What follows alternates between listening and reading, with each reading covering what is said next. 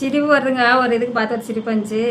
தமிழ்நாட்டில் அரசு எந்த நிலைமையில் எப்படி போகுதுன்னு யாருக்குமே தெரியாமல் போயிட்டுருக்குது. பதவி அமைச்சு கொடுக்குறவங்களுக்கும் தெரிய மாட்டேங்குது, அது பதவி ஏற்றுக்கிறவங்களுக்கும் தெரிய மாட்டேங்குது, நம்மளை யார்ட்ட பார்க்குறவங்களுக்கும் தெரிய மாட்டேங்குது. இது என்னென்ன சொல்கிறேன்னு எனக்கு ஒன்றும் புரியல. நிறைய மேதாவிகளாக இருப்பாங்க, மேதாவியாக இருக்காங்க, செம்ம டேலண்ட்டாக இருக்காங்க அப்படின்னா அவங்க அப்பப்போ கொஞ்சம் சுரண்டுவாங்க. எதை அதான் சரிங்களா. மேதாவின்னா எப்படிங்கன்னா எல்லாத்துட்டும் அன்பாக பழக மாட்டாங்க. யாராவது ஐயோ அம்மா அவங்க வந்துட்டாங்களே, முதலமைச்சர்லாம் வந்துட்டாரு, ஐயோ இப்போ எப்படியாவது ஒரு கையை தொட்டு ஆசீர்வாதம் வாங்கிட மாட்டோமான்னு ஒடியாருவாங்க 2 பேர். அது ஏய் அப்படின்ட்டு ஒதுங்கிடுவாங்க. அதுக்கெல்லாம் அழுக்குக்கலாம், இவங்க விளையாண்டு இருக்காங்களா அதனால. ஆனால் ஒருத்தர் மட்டும் அப்படி இப்போதைக்கு இல்லை, இனிமேல் எப்படி நம்ம சொல்ல முடியாது. அவர் இப்போதைக்கு நிறைய கற்றுக்கிட்டு வந்திருக்காங்க. 3-4 வருஷம் அரசை பற்றி தெரிஞ்சுக்கிட்டு வந்திருக்காங்க. அதனால் இப்போதைக்கு அவங்க நல்லா தான் போய்கிட்டு இருக்குது. அதுக்கு மேலே எப்படி செயல்படுவாங்களோ அது தக்க வச்சுக்குவாங்களோ, அதே மாதிரி செயல்பட்டு சொன்னதெல்லாம் செஞ்சு தக்க வச்சுக்குவாங்களோ, அது அவங்க கையில் தான் இருக்குது. நம்ம எது பண்ண, நம்ம அவருக்கு வாக்குறுதி அவங்க கேட்டாங்க, நம்ம போட்டாச்சு. அதுக்கு மேலே அவங்க தான் அதை பார்த்துக்கணும். ஆனால் வரலாறுலேயே முதலமைச்சராக இவ்வளோ ஃபஸ்ட்டு செய்கிறதும் விஜய் தான். அதே மாதிரி வரலாறுல இன்னைக்கு ஜெயிச்சிட்டாங்களா, நாளைக்கு பதவி ஏற்றுறாங்க. அந்த இதில் சிக்கல் படுறதும் விஜய் தான். ஏன்னா கடவுள் கொஞ்சம் கிள்ளி கொடுத்துட்டாரு, சரியா, கண்ணை மூடிட்டு கிள்ளி கொடுத்துட்டாரு. அதே கடவுள் கொஞ்சம் இப்படி அள்ளி போட்டிருந்தாருன்னா கண்ணை முழிச்சு நல்லா இருந்திருக்கும். இன்னார் சிஎம் ஆயிருப்பார், அவருக்கு ஒரு பாராட்டு விழா நிறைய என்னென்னமோ வந்திருக்கும். இன்னார் அவர் அறிவிச்சதெல்லாம் பாதி கையெழுத்து போட்டு முடிச்சிருப்பாரு, அதெல்லாம் முடிக்காமல் கிடக்குது. இப்போ என்ன பண்ணுறது, எப்படியோ காணானா கட்டு வாங்கினா வாயில் ஒன்று போட்டுட்டு போகணும். பேர் ஒன்றும் பண்ண முடியாதுங்க. இந்த நாளைக்கு வந்துடுறாரு, இந்த மதியம் வந்துடுறாரு, இந்த 4 மணிக்கு வந்துடுறாரு, எப்போவுமே வர மாட்டேங்குது. கிட்டத்தட்ட 1 வாரம் ஆகி போச்சு. இப்போ நானும் அதை பற்றி யோசிக்கிறதே இல்லைங்க. நம்ம வீட்டில் நம்ம உழைச்சோம்னா தான் நமக்கு 10 பைசா கிடைக்கும். ஏதோ நம்ம வேலையை பார்க்குறத நம்ம பார்த்துட்டு இருக்கணும். அதில் என்னுடைய வேலை அப்படின்னு சொன்னிங்கன்னா 4 பூனை கமெண்ட் இருக்க மாட்டாமல் ஐயோ பாவம்னு சொல்லி இந்த பாவ மன்னிப்பு பார்க்குறேன் பாருங்களேன், அது ஒன்றை கொண்டாந்து விட்டால் எனக்கு 4 பூனைக்குட்டி ஆயிடுச்சு. ஆனால் இல்லை, இன்னொன்று சொல்கிறேன், அந்த பூனைக்குட்டி ஒரு வாரம் ஓடிடுச்சு. அதனுடைய வேதனையும் வலியும் அது எப்படி இருந்துச்சு, அமைதியாக அது எப்படியெல்லாம் இருந்துச்சு, எவ்வளோ ஒரு பாவமாக தெரிஞ்சுது. எனக்கு ரொம்ப மனசு விட்டு அழுதுட்டேன். செத்தரான்னு கூட போயிடுச்சு, அந்த மாதிரி மைண்ட் போயிடுச்சு அந்த பூனைக்குட்டிக்காக. இந்த இங்கேயே தான் இருக்குது பாருங்கள், போகலையா அந்த பக்கம், சரி போக மாட்டேங்குது. இந்த மொபைல் தான் போகும், அந்த பக்கம் இந்த பக்கம், சரி போகலை, இந்த பக்கம் திருப்பி காட்டுன்னு பாருங்கள். படுத்துருக்காங்களா கட்டிலில், அவங்க தான் ஒரு வாரத்துக்கு முன்னாடி 10 நாள், ஒரு 8-9 நாள் போட்டு அப்படியே விரைச்சி வாக்கில் வந்துச்சுங்க. அது உடம்புல ஒன்றுமே இல்லை, விரைச்சி போச்சு. தொட்ட முடி மட்டும்தான் இருக்குது, எலும்பு கூடாட்டு இருக்குது. எப்படித்தான் அந்த கடவுள் அந்த உயிரை மட்டும் கொடுத்து தாட்டிட்டு தெரியல. ஆனால் எனக்கு ரொம்ப சந்தோஷமாக இருக்குது வந்துருச்சுன்னு. இப்போ நான் என்ன பண்ணுறீங்களா, இன்ன வரைக்கும் கொஞ்சம் வேலை செஞ்சேன், ஒரு 2 கோலம் போட்டு விட்டேன். யூடியூப் நடத்துறதுங்கிறது அவ்வளோ சீக்கிரம் எளிதாக பண்ண முடியாதுங்க. டேலண்டடே இருக்கணும், நல்லா பேசணும், கண்டென்ட்னா இப்படி தான், அப்படி எதோ போடணும், சரிங்களா. அதில் 2 பேர் கூத்தாடிலாட்டு வேலை செய்யணும், அப்படிலாம் இல்லை. நானே எடுக்கணும், நானே ஒழுகணும், நானே சாகணும். அதுதான் பெரிய பிரச்சனையாக இருக்குது. எல்லாமே நம்மளே பண்ணுறப்ப அது இன்னும் பண்ண முடியல. காமெடியில் பண்ணி பேசலாம், பக்கத்தில் யாராவது இருந்தால் தான் பேச முடியும்.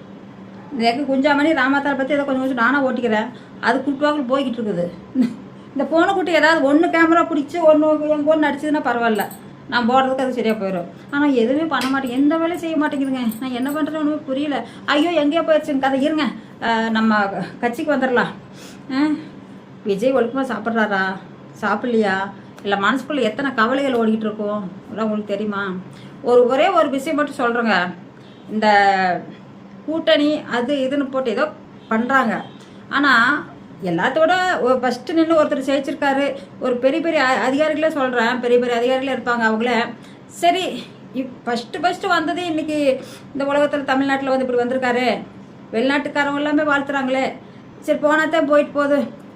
மெதுவாக இப்போ கொஞ்சம் சேகரிச்சிருக்காரு காங்கிரஸில், அது போனால் போயிட்டு போகுது, கொஞ்சம் அந்த பதவி தான் கொடுக்குமே அப்படின்னு என்னமோ அவங்களுக்கு வரல. அது இன்னும் பக்கத்தில் இருந்து ஏதாவது டிங்கி போகுது என்னமோ அதுவும் தெரிய மாட்டேங்குது. சப்போஸ் டிங்கி போனால் வேலை செய்யாமல் போயிருப்பா சுவிட்சு, அந்த பட்டன் சுவிட்சு அமுத்துனாங்கன்னா போதும், சிஎம்னு வந்துடுவார். அதுவும் அமுத்த மாட்டேங்கிறாங்க. ஒன்று இப்போ பழைய கட்சிகள்லாம் இதுக்கு முன்னாடி ஆண்ட கட்சிகள்லாம் நிறைய லம்பா சம்பாரிச்சு கொண்டு கொடுத்துட்டாங்களோ என்னமோ எனக்கு தோணுது. ஏங்க கிழவனா இருந்தானுங்க, வயசாக இருந்தானுங்க, காசுனா பணம் என்னமோ சொல்லுவாங்க, பணம்னா பணமும் வாய் திறக்கும்பாங்க, அந்த மாதிரி போகுது என்னமோ. அப்படி கூட இருக்கலாம், நீங்கள் வேற அப்படி நினச்சிக்காதீங்க. அந்த மாதிரி இருக்கலாம். அது என்ன சொல்லி என்னென்னு பண்ணுறதுன்னு ஒன்றும் தெரியல. ஒரு இப்போ எனக்கே இருக்குதுங்க, ஒன்றும் இல்லை, நான் இருக்கிறேன் 60 வயசு ஆகி போச்சு. எனக்கு அப்படியே ஒரு கட்டை நிறைய ஒரு 100 அந்த 5000 கட்டு வச்சு 500 தாள் ஒரு 15-20 கட்டை கொண்டாந்து போட்டால் நீங்கள் ஒன்று எடுத்துக்கிறீங்களா இல்லை மொத்தமாக எடுத்துக்கிறீங்களா கேட்டால் என்ன சொல்லுவேன்? எனக்கு இருக்கிற மனநிலைக்கு ஒன்று கூட எனக்கு வேணான்றுவேன்.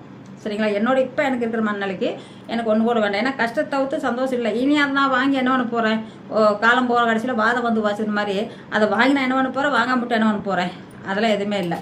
ஆனால் ஒரு கட்டத்தில் நம்ம மாதம் ஆனால் கணக்கு போட்டுக்கிட்டுல செலவு பண்ணுறோம். ஐயோ மாத்திரைக்கு இவ்வளோ வந்துருச்சு, பூனை குட்டிக்கு இவ்வளோ வந்துருச்சு, கரண்ட்டு பிள்ளை இவ்வளோ வருது, இதில் யோசிச்சு பண்ணி வாங்குகிறோம். அப்போ ஒரு பாதி கட்டை எடுத்துக்கலாமா அப்படின்னு கூட எனக்கு தோணும். அல்ப புத்தி அது மனுஷனுக்கு உண்டான இதெல்லாமே கடவுள் தான் கொடுக்குறாரு. களவாணிக்கோ அப்படிங்கிறது எல்லாமே கடவுள் பண்ணுற வேலைங்க, நம்மளால இல்லை. திருடி திங்கிறல கடவுள் சொல்கிற வேலை தான். அவனுக்கு வயிற்றுக்கலையே அடுத்த வீட்டில் போய் கோழி பிடிச்சி தின்றோம் அப்படிங்கிறாரு, போய் திங்கிறாங்க. அதுவும் தப்பு கிடையாது. இன்னொன்று, இந்த வட்டி வியாபாரம் அப்படின்னு குட்டி வியாபாரம் அப்படின்னு சொல்லி வைக்கிறாங்க பாருங்களேன், அவங்கள ரொம்ப தரக்குறைவான்னு நினச்சிடாதீங்க. அவசரத்துக்கு எந்த பேங்குக்கு பெரிய லோன் உடனே லோன் கொடுக்குது கையில், ஒன்றுமே பண்ணாமல் நீ அந்த டாக்குமெண்ட் கொண்டு வா, நீ ஆதார் கொண்டு வா, ஆதார் கார்டுன்னு இந்த வீதியிலிருந்து அடுத்த வீதிக்கு போயிடுச்சு சிக்னல், அங்கே போய் எதிரில் பாரு. ஓட்டர் ஐடி கொண்டா, ஓட்டர் ஐடி என்ன 11 நம்பர் இருக்குது, நீ இருக்க வேண்டியது 1 நம்பர் அப்படின்னு கேட்பாங்க. இதெல்லாம் தேவையா? இந்த ஃபைனான்ஸ்காரங்க கொண்டு வர்றாங்களா, வந்தது பேர் என்ன, சரி பார்த்து டக்குன்னு தூக்கி கொடுத்துட்றாங்க.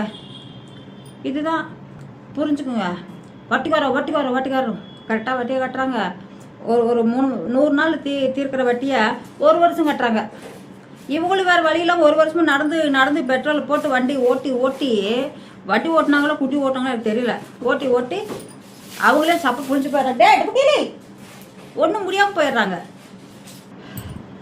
கடைசியில் அந்த பேங்க் எந்த பேங்க்கில் போய் நம்ம லோன் கேட்டோம் அப்படின்னு மறந்தே போயிடுவோம். இன்னொன்று சொல்கிறேன், பஜாஜ்காரன் கொடுக்குறான், டிவிஎஸ் கொடுக்குது, ஃப்ளிப்கார்ட் கொடுக்குது, பேடிஎம் கொடுக்குது, ஏடிஎம் கொடுக்குது, எல்லாம் இம்மும் கொடுக்குது. இம்மு ஏடிஎம் பேடிஎம் எம் எல்லாமே கொடுக்குது. ஆனால் கொடுக்கும்போது 2 ரூபா வட்டி தானுங்க, நீங்கள் கவலையே படாதீங்க. இப்போ வட்டி கடை வியாபாரம் பண்ணவங்களும் சில பேர் ஒரு கட்டத்தில் வந்து தடுத்தாங்க, அப்படி போச்சா ஆச்சானாங்க. இந்த பஜாஜ்காரன், டிவிஎஸ்காரன், ஃப்ளிப்கார்டு இவெல்லாம் என்ன வச்சுட்டு கொடுக்குறான்? அவெல்லாம் சும்மா அப்படியே 5 பைசா வட்டிக்கு கொடுக்குறான். கொய்யால அவங்கள்ட்ட வட்டிக்கு வாங்கிட்டீங்க, லோன் வாங்கிட்டீங்கன்னு நீங்கள் சத்தீங்க. அப்புறம் லோன் வாங்கின அடுத்த செகண்டே உனக்கு ஹார்ட் அட்டாக் தான் வரும். ஏன்னா ஃபர்ஸ்ட்டில் புரியாது, அதுக்கப்புறம் கண்ணா புண்ணான்னு எல்லாமே புரிஞ்சிடும். அப்படி பண்ணுவாங்க. அதனால் இதில் இந்த லோனு கடை இதெல்லாம் பயக்காதீங்க. வந்துதான் வருது, வரலினா போட்டும். இந்த தயவு செஞ்சு இந்த பஜாஜ்காரன் அப்போ இந்த எல்லாம் வட்டி கொடுக்குற பேங்க் அவங்கலாம் தூக்கி போட்டு கும்மான் போட்டு முதுன்னு முச்சு வாட்டி விதை எடுத்து விட்றணும். சரிம்மா? அந்த மாதிரி இருந்தால் தான். இனிமேல் விஜய் வந்து எப்படி வருவார் என்ன அப்படிங்கிறதுக்கு ஒரு காரணம் சொல்கிறேன். தமிழ்நாட்டு மக்கள் இப்போ ஒரு 108 இடமா 108 இடத்துல வந்திருக்கிறாரு அப்படின்னா, அந்த 108 இடத்துல இருந்து ஓட்டு போட்ட மக்கள் அனைவரும் சேர்ந்து நீங்கள் தர்ணா பண்ணுங்க. தர்ணான்னா என்ன சொல், ரோட்டு மேலே போய் உட்காந்து பஸ் ரயிலில் போகணும், குறுக்கட்டி உட்காந்துக்குங்க. விஜய்க்கு பதவி அறிவிச்சு கொடுப்பீங்களா இல்லையா? அதை பண்ணி கொடுத்துருங்க. ஏன்னா இதை மட்டும் அவ்வளோ இம்பார்ட்டண்ட்டாக சொல்கிறேன் அப்படின்னா, அதை ஓட்டு போட்டு ஜெயிக்க வச்சிங்களே, பாதி மிஸ் ஆகிடுச்சு ஏதோ. ஆனால் இத்தனை பேர்த்துக்கு இருந்த மனசு ஏன் இப்போ போய் ரோட்டு மேலே காட்டு மேலே உட்கார மாட்டேங்கிறீங்க? போய் உட்காருங்க. நான் வர முடியாது, நான் வந்து ஆந்திராவில் கிடக்கிறேன். இல்லைன்னா நான் வந்து முதல்ல வந்து நான் ரோட்டில் போய் உட்காந்துக்குவேன். இவ்வளோ தூரம் ஏன்டா ஏமாத்துறீங்க அப்படின்ட்டு. நீங்கள் கண்டிப்பாக போய் உங்களுக்கு தெரிஞ்சவங்களாம் ஒவ்வொன்றா கூட்டும்போது டெண்டு டக்கா ஒரு அடி அடிச்சிங்கன்னு வச்சுக்கோங்க, அப்படி பாட்டே ஓட்டு விஜய்னு வந்துடலாம். எல்லாம் வந்து ரோட்டில் உட்காந்துக்குவாங்க. வீட்டில் ஏசியில் உட்காந்தவங்க கூட ரோட்டில் வந்து உட்காந்துக்குவாங்க. பேசாமல் வந்து ரோட்டில் உட்காந்து விஜய்க்காக கோஷம் விடுங்க.